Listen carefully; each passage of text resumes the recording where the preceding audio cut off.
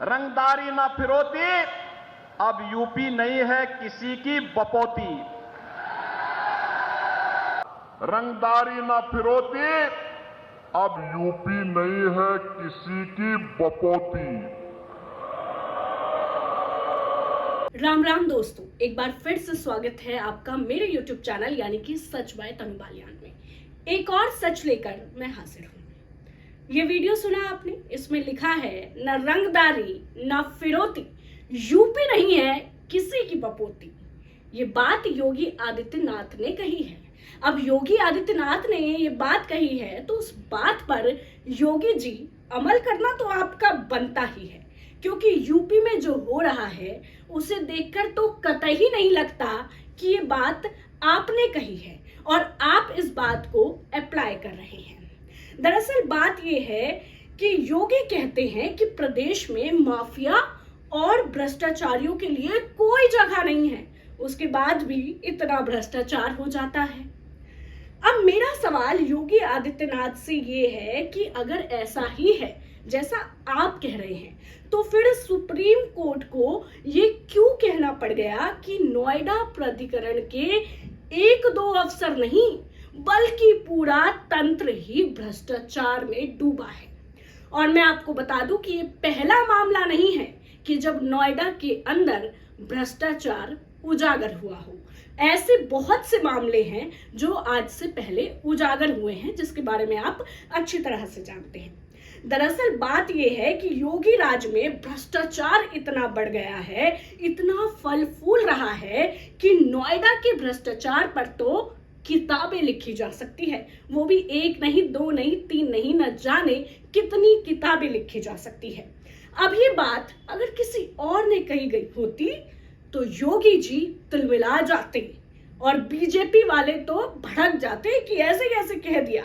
लेकिन ये बात देश की सर्वोच्च अदालत यानी कि सुप्रीम कोर्ट ने कही है, और ऐसा पहली बार नहीं है जब सुप्रीम कोर्ट ने तल्ख टिप्पणी की हो। इन सब भ्रष्टाचारों को देखते हुए ऐसा लगता है कि योगी राज में भ्रष्टाचारी जो है वो मोटी मलाई खा रहे हैं, और मुझे नहीं लगता कि ये कहना गलत होगा, क्योंकि बहुत से भ्रष्टाचारी इसमें शामिल हैं, जैसा कि सुप्रीम कोर्ट ने कहा।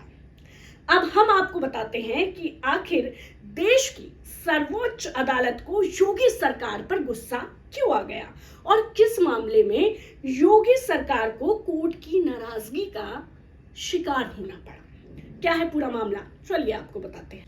हिंदुस्तान की ये रिपोर्ट देखिए, 18 सितंबर 2023 की ये रिपोर्ट है।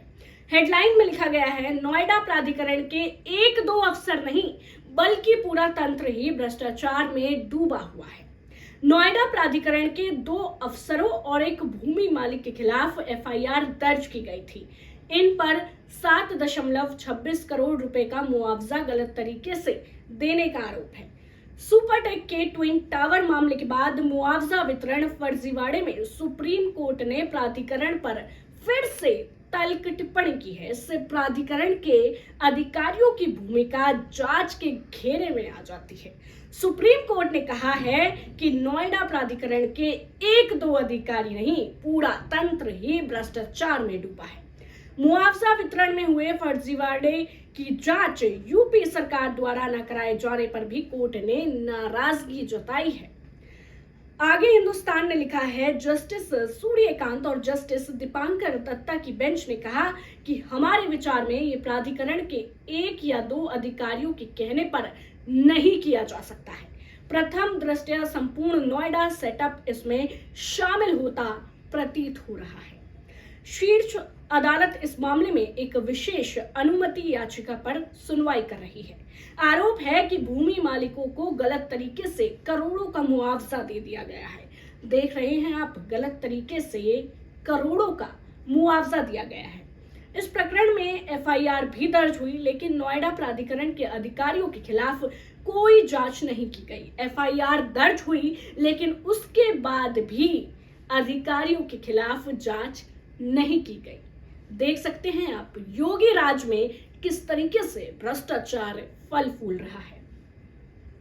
विशेष अनुमति याचिका में इलाहाबाद हाईकोर्ट के एक आदेश को चुनौती दी गई थी। इस मामले की अगली सुनवाई 5 अक्टूबर को होगी। अब मैं आपको बताती हूं कि इलाहाबाद हाईकोर्ट ने जमानत नहीं दी थी और आगे क्या लिखा है।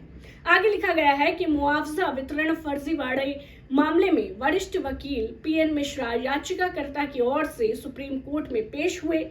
वरिष्ठ वकील जो है रविंद्र कुमार और एएजी अर्धमौली कुमार प्रतिवादियों की ओर से उपस्थित हुए मामले में याचिकाकर्ता ने आईपीसी की धारा 420, 467, 468, 471, 120B और भ्रष्टाचार निवारण अधिनियम 1988 की धारा 13(1)(a) के तहत अपराध के लिए अग्रिम जमानत की मांग की है।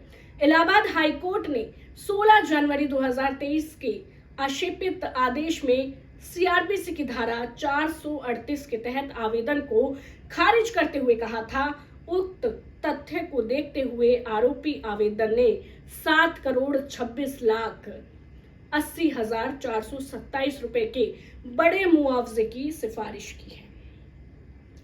आरोपी आवेदक ने गलत आधार पर कहा कि मुआवजा देने की अपील हाईकोर्ट में लंबित थी। इस कोर्ट ने पाया कि आरोपी आवेदक द्वारा किए गए अपराध के लिए उसे अग्रिम जमानत देने की आवश्यकता नहीं है। आरोपी आवेदक ने कथित तौर पर नोएडा प्राधिकरण को गलत तरीके से नुकसान पहुंचाया है और खुद को और उक्त भूमि मालिक को गलत लाभ पहुंचाया है। आगे हाईकोर्ट ने गहन जांच का आदेश दिया था। हाईकोर्ट की पीठ की राय थी कि मामले में गहन जांच और सच्चाई का पता लगाने के लिए किसी स्वतंत्र एजेंसी को संदर्भित करना आवश्यक है। देख सकते हैं आप कि पहले ये मामला हाईकोर्ट में था। हाईकोर्ट की पीठ ने भी कहा था कि मामले में गहन जांच और सच्चाई का पता लगाने के लिए किसी स्वतंत्र एजेंसी को संदर्भित करना आवश्यक है, लेकिन राज्य सरकार द्वारा कोई जांच नहीं करवाने पर भी सुप्रीम कोर्ट ने नाराजगी जाहिर की है। अब इस बात पर योगी आदित्यनाथ जी आपका क्या कहना है? इस पर उत्तर प्रदेश राज्य की ओर से पेश अतिरिक्त मध्यस्थता ने राज्य सरकार से निर्देश प्राप्त करने के लिए समय मांगा है। अब पीठ ने मामले को 5 अक्टूबर 2023 को आगे की सुनवाई के लिए सूचीबद्ध किया। अदालत ने राज्य सरकार से पूछा है कि इस पूरे मामले की जांच किस एजेंसी से करवाई जाए। देख रहे हैं आप किस तरीके से नोएडा में जो भ्रष्टाचार है वो फल फूल रहा है। योगी आदित्यनाथ की नाक के नीचे किस तरीके से भ्रष्टाचार पनप रहा है। जो बीजेपी सरकार ये दावा करती है कि ना तो हम खाएंगे और ना खाने देंगे, और जो अपने चिल्ला चिल्ला के भाषणों में ये कहती है कि भ्रष्टाचार मुक्त करेंगे, आज उस बीजेपी की जो शक्ल है वो आप सबके सामने है कि किस तरीके से खासकर की नोएडा में जो भ्रष्टाचार है वो फल फूल रहा है। अब देखा ये जाएगा कि आगे इस मामले पर क्या कार्रवाई होती है, क्योंकि योगी आदित्यनाथ के संज्ञान में तो ये पूरा मामला है, उसके बाद भी उनके होश उड़े हुए हैं। तो आगे जो भी अपडेट आएगी इस पूरी खबर पर हम आपको जरूर बताएंगे, लेकिन तब तक के लिए आप सच के साथ जुड़े रहिए, सच का साथ दीजिए, क्योंकि आप सच जानेंगे तभी इस देश की दशा और दिशा बदल सकती है। ज्यादा खबरों के लिए आप मेरे चैनल पर बने रहें, मेरे चैनल को सब्सक्राइब करें, लाइक करें, शेयर करें, और आपकी इस पूरे मुद्दे पर क्या राय है हमें कमेंट सेक्शन में जरूर बताएं।